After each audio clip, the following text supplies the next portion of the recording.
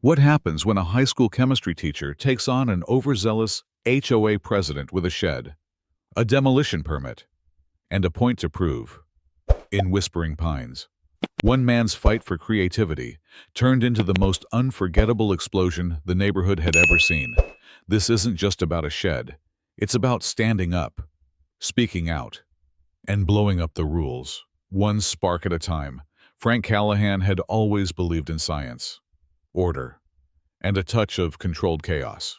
He taught chemistry at Whispering Pines High School, where students called him Mr. Boom because of his fondness for in-class experiments that ended with a satisfying puff of colored smoke, or the occasional fireball, always contained, always safe. At home, his world was quieter. He lived with his wife Diana, a whip-smart corporate attorney, and their teenage son Max, who shared his father's curiosity, but not yet his confidence. Behind their modest home stood a shed, not flashy, just functional, where Frank and Max spent weekends tinkering with electronics, building basic chemical demonstrations, and talking about the universe. That shed had been there for 9 years. No one cared, until Gerald Wentworth did. Gerald was not elected HOA president of Whispering Pines. He simply declared himself one when the last guy moved away. Retired, restless, and obsessed with bylaws. He roamed the neighborhood like a mall cop with delusions of federal authority. He'd once fined a family for having wind chimes that were audibly offensive. And now, he wanted Frank's shed gone. The notice came in the mail, structure, in violation of Section 14C of Whispering Pines HOA guidelines, unauthorized utility building. Frank squinted. That section didn't even exist when they moved in. Diana read the letter twice and sighed. He added it last month. I remember the meeting. It was buried under landscaping revisions.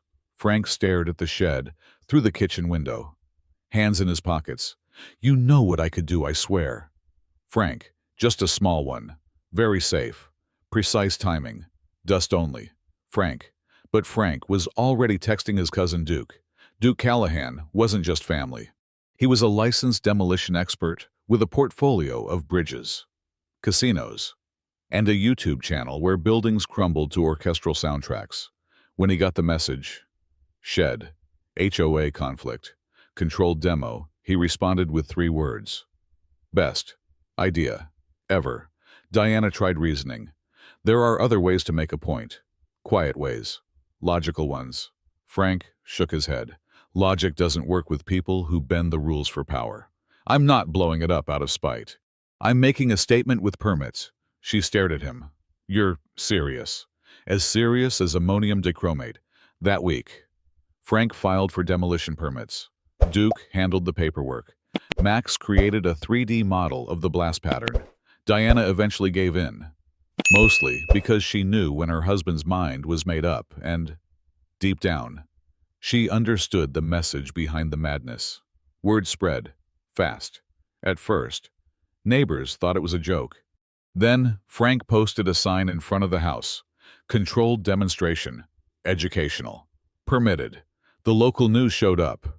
A reporter named Jamie from Channel 7 called it the most polite rebellion Colorado has seen this year. Gerald was livid. He filed complaints with the city. The city replied with copies of Frank's permits. He accused Frank of threatening public safety. The fire department visited the site, inspected the blast zone, and left impressed. When Gerald realized he couldn't stop it, he switched to warnings. This will reflect poorly on your family. He told Diana. She smiled. We'll survive the Yelp reviews. The night before the demo, Frank stood in the shed for the last time. Max was sitting cross-legged on the floor, soldering a small LED board. He looked up. Are you really going to do it? Frank knelt beside him. Not just for me, for you. So someday, when someone tells you to sit down and follow unfair rules, you'll remember this moment, and maybe, just maybe, you'll build something louder. Max grinned. Can I push the button? Absolutely not. You're 15. The next morning, the street filled with lawn chairs.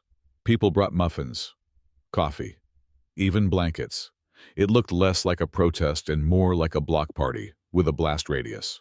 Gerald stood across the street, arms crossed. his poodle Snowball trembling beside him in a rhinestone harness. The countdown began. Frank raised a hand. Today is not about destruction. It's about expression, about making room for something better by clearing what no longer serves. This shed was never a threat, but the idea that someone can take away your space to think. To create that is 3, 2, 1 boom. The shed didn't just explode. It danced. A burst of colorful smoke, flashes of light, confetti cannons, timed to the collapse. The crowd erupted in laughter and applause. Then came the twist. Snowball, terrified by the noise, slipped her leash, darted into the smoke, and emerged moments later miraculously unhurt, but dyed pink and orange from chalk dust and dye packets Frank had added for flair. The neighborhood lost it. Even the news cameras zoomed in on the rainbow poodle. Gerald, red-faced and speechless, stormed off with Snowball, tucked under one arm like a glitter bomb. That evening, an emergency HOA meeting was called. Dozens showed up, some for curiosity, most for payback. Gerald ranted about recklessness, disrespect, anarchy, but neighbors pushed back. Mrs. Kaplan said, "I haven't seen this many people smiling on our block in 5 years." Mr. Lopez added, "If we're going to write rules, let's at least make them fair." The vote was quick. Gerald was removed. The shed ordinance was repealed. Frank was offered a spot on the new community board. He declined. Max accepted. The place where the shed once stood, it became a shared space, a fire pit, a chalkboard wall. On weekends, Frank held science nights for kids, safe ones. He promised Diana, mostly, and Gerald.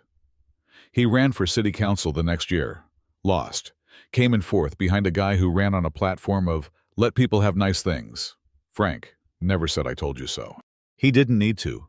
One night, as the fire pit crackled and neighbors laughed nearby, Max leaned over and asked, "Do you miss the shed?" Frank looked around. "No, I built something better." He raised his glass to Diana, to Max, to Duke, snoring under a tree, to freedom, and to the idea that sometimes, when the system refuses to bend, it takes a little controlled reaction to shake it free.